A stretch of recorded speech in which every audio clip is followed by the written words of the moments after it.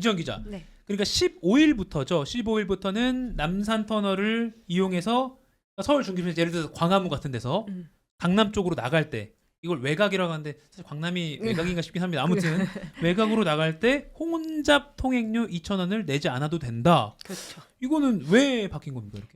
그러니까 이게 너무 옛날 제도다 이런 음. 지적이 좀 나왔기 때문인데요. 네네. 이 혼잡 통행료가 1996년에 도입이 됐어요. 예. 그래서 벌써 27년이 넘은 제도인데 그때 당시에 이제 서울의 자동차가 급격하게 막 늘어나니까 도심이 너무 혼잡한 거예요. 매일매일 그렇게 만성화가 되니까 안 되겠다. 차를 좀 덜 끌고 나오게 하자. 그리고 교통량도 좀 우리가 분산을 시키자. 이런 차원에서 이제 도입이 된 거였거든요. 네네.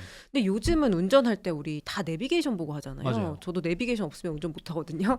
근데 이 내비게이션이 알아서 혼잡하지 않은 도로로 알려줍니다. 그렇죠, 교통량을 그렇죠. 좀 분산하는 효과가 있잖아요. 예. 그런 상황에서 혼잡 통행료를 걷어서 차량을 분산시킨다? 이거 너무 음. 구시대적인 생각이다. 이런 지적이 좀 나온 겁니다. 어. 그리고 이제 요금도 2,000원인데 사실 뭐 매일매일 하시는 분들은 좀 부담스러울 수 있지만 네. 2,000원이면 뭐 나쁘지 않은데 하면서 그냥 다닐 수도 있는 거거든요. 그래서 징수 효과가 별로 없다. 이런 지적이 같이 나왔고요. 이런 논리로 이제 서울시 의회에서 국민의힘 소속 시의원들이 혼잡 통행료 폐지 조례안을 발의를 하면서 이제 논의가 시작됐던 겁니다. 이름은 혼잡 통행료인데 생각보다 효과도 안 큰 것 같고 2,000원이면 갈 사람 어차피 간다. 네. 그 내비로 다 이렇게 피해갈 사람 피해가니까 혼잡을 피해갈 사람들은 알아서 있으니까 이게 통행료 부과 효과가 크지 않다. 네, 굳이 유지할 필요가 없다라는 거죠. 그러면 아예 다 없애주면 안 돼요?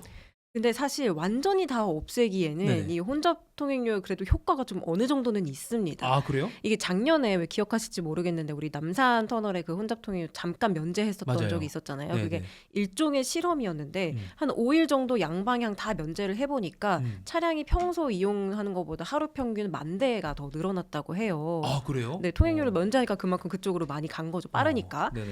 근데 뭐 요금 아까도 말씀드렸지만 2,000원 이게 매일 출퇴근하시는 분들한테는 왕복이면 4,000원이고 한 달이면 80,000원이에요. 네. 적지 않은 금액입니다. 쉽지 않죠. 그래서 이제 다른 도로로 간다거나 대중교통 이용할 수도 있는 거니까 이런 효과가 아주 없다고 할 수는 없고요. 네. 그리고 사실은 혼잡도 혼잡이긴 한데 서울시 입장에서는 요거 안 걷으면 1년에 한 150억 정도 통행료가 거치거든요. 짭짤하네요. 네. 네. 그러니까 서울시에서는 아예 없애기는 좀 부담스러웠겠죠. 아하. 그런데 그러면 이제 양방향 중에 도심에서 강남으로 나가는 것만 2,000원 면제해주기로 한 거잖아요. 네네. 왜 요것만 면제해주기로 한 그러니까 거예요? 이게 저도 사실 이 기사를 처음 봤을 때 네네. 강남 쪽이 오히려 더 차가 많이 가지 않나? 그렇죠. 그런 생각이 들어서 왜 그쪽을 면제했지 이런 생각이 들었는데 네. 이게 교통량이랑은 상관없이요. 혼잡함에 대해서 매기는 요금이잖아요. 네네. 그러니까 얼마나 혼잡한지를 한가 그거를 따져야 돼요. 예. 도심에서 도심으로 들어가는 방향 같은 경우에는 터널을 지나가면 나오는 게 이제 을지로나 퇴계로 여기 차 엄청 많고 복잡하잖아요. 네네. 요즘에 또 버스 때문에 막 난리인 것 같은데 예. 늘 혼잡하니까 거긴 좀 항상 복잡한 곳이고 반대로 도심에서 강남 쪽으로 나오면요. 강변북로도 있고 한남대교도 12차로로 좀 넓습니다. 그래서 차량이 다 분산이 돼요. 그래서 덜 혼잡한 거예요, 이쪽이. 그리고 이제 서울시에서도 그때 실험을 해봤을 때 강남 방향을 면제해보고 양방향도 면제를 다 해봤는데 강남 방향 면제했을 때는 차가 한 4,000대 정도 늘어났고 양방향을 다 면제했더니 10,000대가 늘어나더라. 그러니까 이 도심으로 들어가는 차량이 혼잡도에 미치는 영향이 훨씬 크다. 그렇게 분석을 해서 여기만 통행료를 유지를 한다. 이렇게 결정을 한 거죠. 그러니까 도심으로 들어가는 것까지 2,000원을 면제해주면 솔직히 혼잡도는 너무 커질 것 같으니까 강남으로 그리고 나갈 때는 아까 실험 결과가 4,000대요? 네. 4,000대 정도밖에 안 되니까 뭐 그 정도는 감내 가능하다 그쵸. 이거군요. 이 정도는 우리가 혼잡도를 조절할 수 있다 이렇게 그러니까요. 판단하는 터널 저도 이제 운전해서 갈 때 터널 지나면 한국은행 그 로터리 그쪽 나오잖아요. 네네네. 그 신세계백화점 네. 쪽 거기 막 사실 그것도 도로도 복잡하죠. 꼬불꼬불하고 맞아요. 그러니까 어떻게 보면 구도심이니까 거기는. 근데 말씀하신 대로 강남 쪽은 이제 막 도로도 쫙쫙 뚫려 네. 물론 막히긴 합니다만 금요일 저녁 이럴 때는 그런 이야기군요.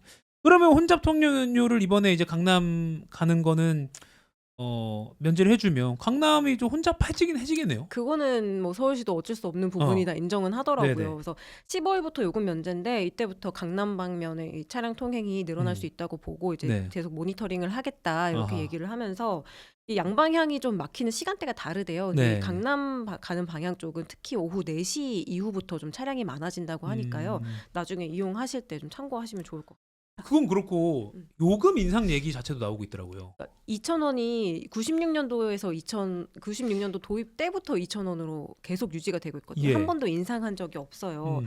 근데 요즘 대중교통도 1,500원이잖아요. 네네. 별 차이가 없습니다. 아. 그래서 이거를 좀 올려야 되는 거 아니냐. 그러니까 혼잡 통행료라고 하면 "헉, 너무 비싸다. 그냥 차 두고 갈까?" 이런 정도의 생각이 들어야 되는 거 아니냐. 아. 이런 얘기예요. 그래서 실제로 이제 해외에서 이 혼잡 통행료를 운영을 하고 있는 나라들 사례를 네. 보면 런던 같은 경우에는 하루에 우리 돈으로 한 25,000원 정도 통행료가 와. 비싸죠. 그러니까 그 정도면 진짜 안 타고 올 것 같아요. 응, 물가 수준이 다르다고는 해도 네네. 그래도 이 정도면 좀 혹할 거였잖아요. 그리고 뉴욕도 맨해튼에서 이 혼잡 통행료를 매기는 거를 검토 중인데 예. 아마 최대로 하면 한 3만 원 넘는 요금을 매길 것으로 지금 어. 얘기가 되고 있는 상황이에요. 아, 뉴욕은 아직 시행은 안 했지만 네네. 아, 그 정도가 좀 정말 진짜 혼잡 통행료네요. 그거는. 그렇죠. 그러다 보니까 그러니까 혼잡 통행료가 이 정도는 돼야 되는 거 아니냐. 특히 요즘에 우리가 막 환경오염도 너무 심각하고 대기오염도 걱정을 더 해야 되는 이 시대에 예. 폐지가 웬 말이냐. 아하. 오히려 요금을 더 높이고 통행료를 음. 걷는 곳도 늘려야 된다라는 게 이제 환경 단체들에서 이제 얘기를 하고 있는 거죠. 근데 다만 이제 서울시에서는 최근에 그 대중교통 요금 올린 것도 오래 안 됐잖아요. 네네. 그때도 이제 시민들이 굉장히 좀 많이 분노하셨었고 맞아요. 너무 비싸진다 하니까 요즘 물가 부담도 크고 해서 당분간은 일단 2,000원을 유지하는 걸로 얘기를 하긴 했습니다. 사실 저 개인적으로는 2,000원에서 3,000원만 올려도 좀 영향이 클 것 같긴 한데 아무튼 도심이 혼잡한 것도 맞으니까요. 적정선으로 좀 봐야 될 것 같고 서울시 의회가 갑자기 이렇게 좀 깎아주기로 한 거 혹시 좀 이렇게 심을 겨냥한 거 아닌가라는 해석도 뭐 들 것 그쵸. 같긴 합니다. 알겠습니다. 이지현 기자와 함께했습니다. 고맙습니다. 감사합니다.